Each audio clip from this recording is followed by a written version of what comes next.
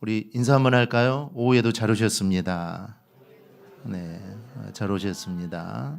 네, 조금 오래된 이야기지만 지난 1996년 1월 14일자 한국일보가 보도한 바에 의하면 이 무궁화 2호 위성의 발사장인 미국의 케이프 커네버럴 공군기지에서 이 돼지머리 고사를 지내서 이 세계적인 망신을 산 적이 있습니다. 당시 한국통신 임직원과 참관인단 20명은 1월 12일 오전 비가 내리는 가운데 이 로켓 발사대 앞에서 돼지머리 고사를 지내면서 발사 성공 기원식을 가졌다고 합니다. 당시 한국통신 위성사업본부장이었던 이 한 씨는 무궁화 1호 위성이 차질을 빚었던 악몽을 싣고 2호 위성 발사는 반드시 성공해야 한다는 마음에서 이 행사를 준비했다라고 이렇게 말을 합니다. 현대 과학 문명 시대에 그것도 정말 첨단 과학 문명을 상징하는 로켓 발사를 앞두고 우리나라 땅도 아닌 그 미국 땅까지 가서 일어난 이 사건은 이렇게 우리들의 국민 속에 이런 미신적인 요소들이 자리를 잡고 있다라는 것을 사실 말해주는 하나의 사건입니다. 사실 얼마나 맞지 않습니까? 우주 비행선을 우주까지 발사하는 거 정말 이거는 과학이 최첨단에 이르지 않고는 할 수 없는 일입니다. 그런데 그런 일을 앞에 두고 돼지머리 고사를 지내면서 성공하게 달라고 바라는 거. 정말 우리 마음속에 이런 의식들이 많이 있다라는 것이죠. 근데 사실 이것을 우리가 웃고 넘길 수만은 없는 일입니다. 이런 미신을 사람들이 얼마나 신봉하는지를 조사해 보니 무려 57%가 재미삼아 토정비거를 보거나 점을 본다는 것이죠. 57%면 그 안에 기독교인들도 있겠죠. 그래서 많은 사람들이 사실은 재미로 본다, 그냥 재미롭게 본다고 하지만 사실은 이런 일들이 우리를 미신에 빠지게 하는 마귀의 술수라는 것을 여러분 알아야 합니다. 요즘 TV 프로그램들을 보면 사람들이 점을 치는 장면들이 참 많이 나옵니다. 거기다 희망과 기대를 거는 그런 장면이 자주 나오죠. 과거 유명했던 연예인이 무당이 되고 그 무당이 된 사람의 점에 대해서 이야기하는 그런 방송들이 많이 나옵니다. 심지어 한 방송사에서는 남의 연애운만 점쳐주던 소위 용하다는 젊은 점술가들이 자신의 연애운을 점치며 연애 대상자를 찾는 신들린 연애라는 그런 프로그램을 진행하기도 했습니다. 전 세계에서 인터넷이 최고로 발달되어 있다는 것이 한국입니다. 그리고 과학 한국을 자랑하는 지금 온 나라 안에 미신과 점술로 가득 차 있다라는 것이죠. 이런 점술가들의 이야기를 자주 접하다 보면 사실 그런 것에 부담감을 갖던 사람들도 거부감이 사라지기 시작합니다. 즉 많은 사람들이 하고 또 그냥 재미로 한다고 생각하니까 그래 그러면 나도 한번 재미로 한번 해보지, 이런 거부감들이 사라지게 된다라는 것이죠. 자연스럽게 그런 점술과 미신적인 행위가 우리 안에 스며들게 됩니다. 여러분 사실 그래서 무서운 겁니다. 마귀가 우리를 공격할 때 어떨 때는 강하게 공격할 때가 있습니다. 우리가 긴장을 하고 대항할 준비를 하게 되죠. 즉 강하게 대항하면 우리가 준비를 하게 됩니다. 물론 마귀가 그렇게 아주 강하게 공격할 때도 있지만 마귀는 강한 방법보다는 별것 아닌 방법들을 동원해서 마귀의 전략을 사람들의 마음속에 서서히 스며들게 합니다. 그래서 야금야금 사람들의 마음이 마귀에게 스며들게 하죠. 그래서 어느 순간 완전히 마귀를 따라가는 그런 사람들로 만들어버리게 됩니다. 사실 이게 정말 무서운 겁니다.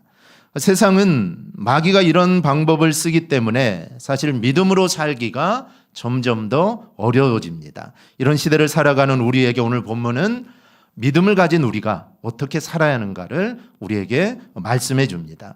오늘 본문은 사도 바울이 믿음의 아들이었던 디모데에게 보낸 편지입니다. 즉 디모데는 오늘말로 하면 목사이죠. 그래서 자기의 사랑하는 믿음의 아들인 디모데 목사에게 보내는 편지입니다. 그래서 이 목회서신이라고 하기도 하는데 이 바울은 믿음의 아들 디모데에게 어떻게 믿음으로 살아야 하는지에 대해서 이렇게 말하고 있습니다. 바울이 이렇게 말한 이유는 오늘 이 본서를 쓴 다음해인 AD 64년에 사도 바울은 네로에 의해 다시 투옥되어서 67년경에 순교했기 때문입니다. 그래서 디모데서는 디모데에게 보내는 바울의 유서와 같은 책이 이 디모데서입니다. 이 바울이 디모데에게 디모데를 쓰던 시대는 기독교에 대한 핍박이 아주 심했던 시기입니다. 이 말은 믿음 생활하기가 참 어려운 시대라는 것이죠. 이렇게 어려운 시대, 바울은 특별히 사랑했던 디모데에게 어떤 권면을 하고 있을까요? 첫째는 말씀을 따라 선한 싸움을 싸우라는 겁니다.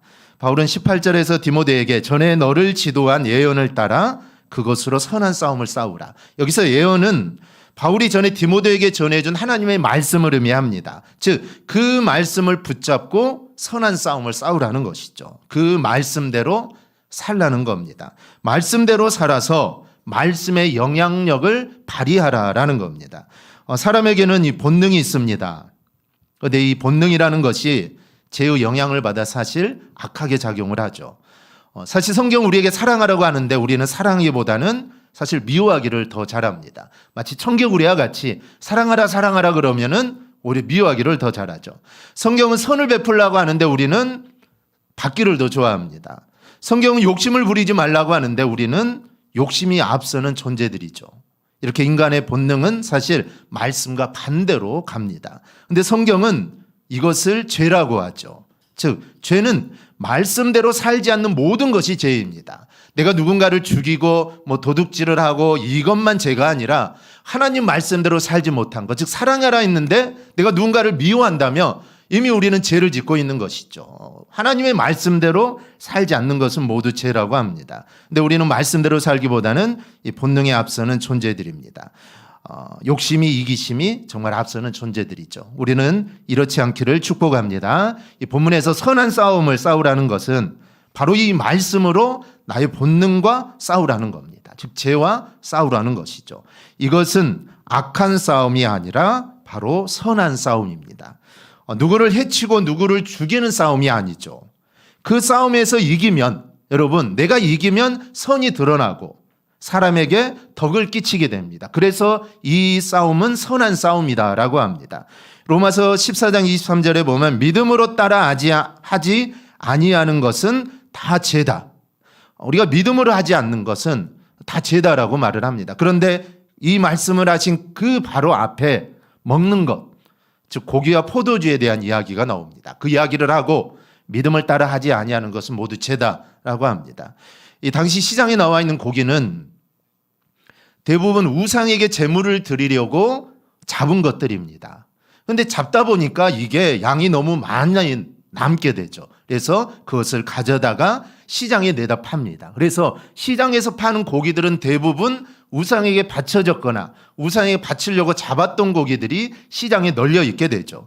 그런데 믿음이 약한 사람은 그런 고기를 먹는 것을 보고 믿음의 사람이 우상의 제물을 먹을 수 있나 이런 생각을 하는 사람들이 생겨나게 된다는 것이죠. 그래서 시험에 듭니다. 이 포도주도 마찬가지죠. 그래서 사도 바울은 형제를 넘어지게 하거나 꺼림칙하게 하는 것이라면 고기도 먹지 않고 포도주도 마시지 않고 나는 그 밖의 일도 삼가겠다. 그리고 그렇게 하는 게 좋다라고 말씀을 합니다. 한마디로 다른 사람에게 미칠 영향력과 덕을 생각하며 살라라는 것입니다. 그렇게 살지 않고 그냥 내 마음대로 다른 사람이 봤을 때 어떤 생각을 하든지 전혀 상관하지 않고 내 마음대로 내가 편한 대로 사는 것은 곧 죄가 된다라는 것입니다. 이런 부분에서 우리는 믿음을 먼저 생각해서 내 안에 있는 죄와 이기심과 정욕과 우리는 늘 싸워야 합니다. 그것이 바로 말씀대로 사는 싸움이고 또 믿음의 선한 싸움이라는 것이죠. 그러면 나는 어떻습니까? 나의 신앙으로 볼 때 또 내가 생각하기에 정말 아무리 이게 옳고 이게 바르다고 해도 그것이 사람들과 교회와 하나님 앞에 덕이 되지 않는다면 그것은 사실 바른 신앙이라고 우리는 말할 수 없습니다. 우리가 가장 먼저 봐야 될 것은 사실 말씀이고 하나님의 생각입니다. 아무리 내가 기도하다가 깨닫는 게 있고 또 말씀을 읽다가 이게 하나님의 생각이고 뜻이구나 라는 생각이 들어도 여러분 그것은 반드시 말씀에 검증을 해야 합니다. 그런데 이단들은 사실 말씀에 검증하지 않죠. 그냥 이게 무조건 하나님의 뜻이다 하고 그냥 밀고 나갑니다. 그렇게 하면 세상에 덕을 세우지 못한다라는 것이죠. 이단과 사이비가 아니더라도 이런 경우는 아주 많습니다. 근데 이런 대부분의 경우는 자기의 이기심 또 자기의 욕심 이게 개입이 되죠. 그래서 문제가 됩니다. 그래서 우리가 기억할 것은 내 욕심과 이기심을 말씀 앞에 내려놓는 작업들을 우리는 늘 해야 합니다. 내 생각에 이게 맞다. 이거는 정확하다. 이거는 틀림없어도 우리는 항상 말씀에 비춰봐야 된다라는 것이죠. 그것이 말씀으로 믿음의 선한 싸움 우리가 싸우는 겁니다. 이렇게 사는 사람이 하나님의 뜻을 여러분 따라가게 됩니다. 그래서 하나님의 사랑을 입고 하나님의 은혜를 받게 됩니다. 디모데에게 이렇게 살기를 원한 것처럼 우리도 믿음의 선한 싸움을 싸우며 우리가 살아가야 될 줄 믿습니다. 사실은 쉽지 않죠. 늘 내 욕심이 올라오지만 내 자존심, 내 혈기가 늘 올라오겠지만 그래도 이런 선한 싸움을 절대로 포기하지 않기를 축복합니다. 포기하지 않으면 어떻게 될까요? 반드시 열매를 맺게 됩니다. 이러한 은혜가 우리에게 끊이지 않기를 축복합니다. 둘째로 믿음과 착한 양심을 가지라고 말씀합니다. 이 본문 19절은 디모데에게 믿음과 착한 양심을 가지라고 합니다. 어떤 사람들은 이 양심을 저버려 믿음을 잃어버렸다라고 합니다. 우리는 믿음과 착한 양심을 우리가 가져야 될 줄 믿습니다. 한때 기독교에서 믿음을 갖고 하면 무슨 일을 해도 상관없다라고 생각했던 그런 시기가 있었습니다. 역사적으로 보면 그 대표적인 사건이 십자군 전쟁이죠. 1096년부터 1291년까지 대략 200년 동안 회교도에게 빼앗긴 예루살렘을 탈환하기 위해 교회가 주도한 원정 전쟁입니다. 이교도의 수중에 넘어갔던 성지를 되찾게 한다는 목적은 사실 정당한 것이죠. 하나님의 성전이 있는 곳이 이교도들에게 넘어갔으니 반드시 그 성전을 다시 우리가 찾아야 되지 않겠습니까? 그래서 목적은 정당했는데 그 방법이 너무나 참혹했다는 것이죠. 방법이 성경적이지 않고 비성경적이었습니다. 사실 이런 모습은 우리 주변에도 있습니다. 예를 들면 우리가 전도를 합니다. 전도는 예수님의 지상 명령이기 때문에 전도는 우리가 반드시 해야 합니다. 그러면 이런 방법도 좋아야 된다는 것이죠. 누구나 납득할 수 있는 방법 그리고 덕이 되는 방법을 사용해야 합니다. 상식 없이 무례하게 하는 전도는 목적이 좋아되려면 환영받지 못합니다. 이단들이 하는 것처럼 거짓으로 속임수로 하면 안 되죠. 이단들은 속이는 것입니다. 처음부터 밝히고 하는 게 아니라 사람들을 속이는 것이죠.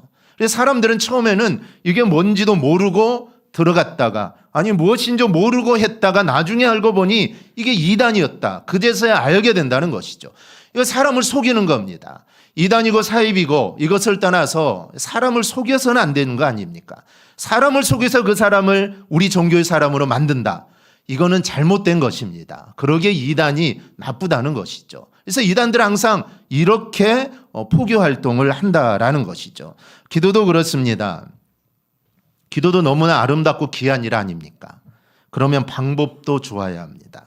근데 어떤 교회는 새벽에 교회 창문을 열어놓고 큰 소리를 내면서 기도합니다. 주변 사람들이 싫어하죠. 기도라는 목적이 좋으면 여러분 사실 방법도 선해야 합니다. 그런데 선한 목적을 위해서는 아무 방법이라도 써도 괜찮다 생각하고 행동하다가 항의를 받고 비난을 받으면 이런 분들은 의를 위해 내가 지금 핍박을 받고 있다라고 생각을 하죠. 실제로 창을 열고 기도하다가 신고를 받은 일로 상담을 받은 한 신학대학 교수는 이렇게 말합니다. 문 닫고 기도하세요. 그러면 신고도 핍박도 없습니다. 맞는 말 아닙니까? 문 닫고 기도하면 해결될 일을 왜 꼭 문 열어놓고 기도해서 사람들을 불편하게 합니까? 문 닫고 기도한다고 해서 하나님이 듣지 않는 것도 아닌데 그래서 문 닫고 기도하면 된다. 얼마나 쉬운 방법입니까? 본문에도 지적하는 것이 그것입니다. 때로 목적이 선하면 방법은 상관없다라고 생각하는 분들이 있습니다. 그러면 우리가 성경을 읽기 위해 남의 촛대를 훔쳐도 될까요? 또 헌금하기 위해 남의 돈을 훔쳐서 내가 그걸 헌금하면 될까요? 그건 아니라는 것이죠. 예전에 어떤 이단 교주가 교회를 건축하기 위해서 미국 라스베가스에 가서 자기가 슬롯 머신을 했다. 그래 돈을 많이 땄다라고 자기를 따르는 사람들에게 말을 하니까 그걸 듣는 사람들이 할렐루야 했다라는 것이죠. 이거는 정상이 아니죠. 이거는 비정상입니다. 이래서는 안 된다라는 것이죠. 이런 일을 두고 오늘 본문은 양심을 버리고 믿음에서 파선한 사람이다. 즉 믿음을 잃어버린 사람이다라는 것이죠. 그런데도 믿음이 우선이라면서 지금도 그렇게 하겠다는 사람들이 있습니다.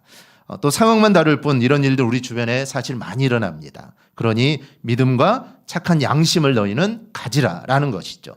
그렇게 살지 않으므로 넘어진 사람이 많다라는 겁니다. 여러분 사울을 보십시오. 아말렉을 진멸하라는 하나님의 명령을 듣고 그는 아말렉을 칩니다. 그리고 그 전쟁에서 대승을 거두게 되죠. 하지만 사울은 말씀대로 진멸하지 않고 좋은 짐승을 살려서 가지고 옵니다. 이 진멸이라는 것은 생명이 붙어있는 모든 것은 다 죽이라는 겁니다. 사실 잔인하죠. 노인으로부터 해서 어린아이까지 그리고 짐승까지 다 죽이는 것. 사실 얼마나 잔인합니까? 그래서 사실 진멸이라는 게 잔인한 것입니다. 그런데 하나님은 진멸하라는 것이죠. 왜냐하면 그들의 이스라엘 백성의 신앙을 위해서입니다. 그들을 남겨놓으면 나중에 그들의 섬기는 우상들을 섬기게 될 것이기 때문에 지금은 그들을 진멸하라는 것이죠. 하나도 남겨주지 말고 다 죽이라는 겁니다. 그런데 사울은 그대로 하지 않죠. 좋은 짐승을 살려서 가지고 옵니다. 사무엘이 왜 말씀대로 하지 않았느냐? 책망하자 사울이 뭐라 하죠? 하나님께 제사하려고 양과 소를 끌어왔다. 그리고 백성들의 핑계를 댑니다. 사무엘이 이렇게 말합니다. 여호와께서 번제와 다른 제사를 그의 목소리를 청종하는 것을 좋아하심같이 좋아하시겠나이까. 순종이 제사보다 낫고 듣는 것이 순양의 기름보다 나으니 왕이 여호와의 말씀을 버렸으므로 여호와께서도 왕을 버려 왕이 되지 못하게 하셨나이다. 명령을 듣고도 순종하지 않는 것은 하나님의 말씀을 무시하는 것이고 그 행동은 곧 하나님을 버린 겁니다. 그래서 하나님도 너를 내가 버리겠다라는 것이죠. 여러분 제사 중요하죠. 필요한 것입니다. 그렇다면 제사를 준비하고 제물을 준비하는 방법도 좋아야 한다는 것이죠. 목적이 좋다고 아무 방법이나 써서는 절대로 안 됩니다. 본문은 그런 행동을 믿음을 잃은 행동이다. 목적이 좋으면 목적 이루는 방법도 반드시 좋아야 합니다. 그것이 바로 하나님께 복을 받는 성도의 바른 모습입니다. 셋째로 하나님을 못 오가는 사람을 용납하지 말라고 합니다. 본문 20절에 보면 후네시모와 알렉산더가 나오는데 이들이 바로 믿음을 버린 사람들입니다. 이들이 누군지는 잘 알 수 없지만 이 빌레도라는 사람과 함께 사도 바울의 목회 서신에 언급되어 있는 이단자, 즉 거짓 교사들입니다. 이들은 에베소에서 활동하면서 예수님의 부활을 부인하고 교회를 비난하고 공격하고 바울을 비난하고 공격하는데 앞장섰던 사람들입니다. 그런 사람들에게 바울 사도는 그들을 사탄에게 넘겨주어 다시는 하나님을 못 오가지 못하게 하라 이렇게 말합니다. 사탄에게 넘겨주라는 말이 뭘까요? 교회에서 쫓아내라는 말입니다. 그들을 교회 안에 두지 말고 그들을 교회에서 쫓아내다라는 것이죠. 이단을 용납하지 않고 쫓아냈는데 이렇게 단호하게 징계를 내린 것은 성도들을 보호하기 위해서입니다. 성도들이 이단에 물들지 않도록 보호하기 위해서 그들을 쫓아내라는 것이죠. 하나님을 못 오가는 사람을 용납하지 않고 단호하게 징계하는 모습을 우리는 보아야 합니다. 그리고 나 또한 그런 일에 절대로 동참해서는 안 됩니다. 그러면 내가 하는 일이 여러분 교회를 무너뜨리고 하나님을 모욕하는 일이 될 수 있기 때문입니다. 성경은 이런 죄에 대하여 반드시 책임을 묻는다고 합니다. 레위기 24장 15절을 보면 너는 이스라엘 자손에게 말하여 이르라. 누구든지 그의 하나님을 저주하면 죄를 담당할 것이요. 그래서 우리의 언어 생활이 여러분 참 중요합니다. 저주는 비판과 비난은 성도의 말이 아닙니다. 성도는 늘 칭찬과 격려의 말을 해야 합니다. 꼭 이런 말만 하며 살아가기를 축원합니다. 남태평양 한가운데 이 타히티라는 섬나라가 있는데 이 나라에 나곤이라고 불리는 피케인이라는 섬이 있습니다. 이 섬에는 깡패도 없고 도둑도 없고 술도 없고 섬 사람들은 한결같이 부지런하고 성실한 모습으로 관광객들을 감동시키는 섬입니다. 그런데 원래 이 섬은 프랑스가 지배하고 있을 당시 죄인들을 유배시키는 감옥으로 쓰인 섬이었습니다. 그래서 1800년까지는 지옥과 같은 섬이요. 도덕도 윤리도 없고 살인과 마약과 절망이 가득한 땅이었습니다. 그런데 그곳에 폭동을 일으킨 프랑스 죄인 몇 사람이 들어가게 됩니다. 그들 역시 그곳에 들어가 아무렇지도 않게 그냥 살다가 5명이 죽고 남은 한 사람이 절망 중에 자기 가방을 정리하다가 성경을 발견하고 성경을 보다가 방탕하고 타락한 자신을 뉘우치는 사건이 발생합니다. 그는 성경을 읽고 그곳 남자와 여자들에게 성경을 가르치고 아이들에게 성경을 가르치기 시작합니다. 그로부터 10년 후인 1810년에는 이 섬의 사람들은 놀랍게 변화되었고 그 섬은 낙원으로 변하게 됩니다. 그 이 섬은 도둑도 없고 싸움도 없고 감옥도 없는 섬이 되었습니다. 주민들 모두 하나님을 예배하는 복된 섬이 되었다는 것이죠. 이처럼 여러분 나 하나가 믿음 생활을 바로 하면 여러분 우리 주변이 변화가 됩니다. 그래서 내가 중요하다라는 것이죠. 내가 먼저 믿음의 사람이 되어야 합니다. 상대방에게 어느 누군가에게 믿음으로 살아라가 아니라 내가 먼저 믿음으로 살면 내 주변의 사람들도 나를 본받아 믿음의 사람이 된다라는 것이죠. 그래서 주 예수를 믿으라 그리하면 너와 내 집이 구원을 받으리라. 이렇게 말씀하신 겁니다. 구원은 믿음으로 이루어지고 내 믿음으로 내가 구원받지만 내가 믿음 생활 잘하면 내가 믿음의 사람이 되면 내 집이 구원받는 역사가 일어나게 된다라는 사실입니다. 그래서 여러분 믿음 생활 정말 잘해야 합니다. 오늘 말씀처럼 우리 모두 믿음의 선한 싸움을 여러분 살아갈 수 있기를 바랍니다. 세상에서 우리 믿음의 싸움을 싸워야 합니다. 믿음의 선한 싸움을 싸워 나가야 합니다. 그리고 믿음과 착한 양심을 가지고 선한 영향력을 끼치는 우리 성도들이 될 수 있기를 바랍니다. 그래야 나로 인해 놀라운 일이 일어나는 삶을 꼭 살아가기를 주님의 이름으로 축원합니다. 아멘. 우리 함께 찬양하겠습니다.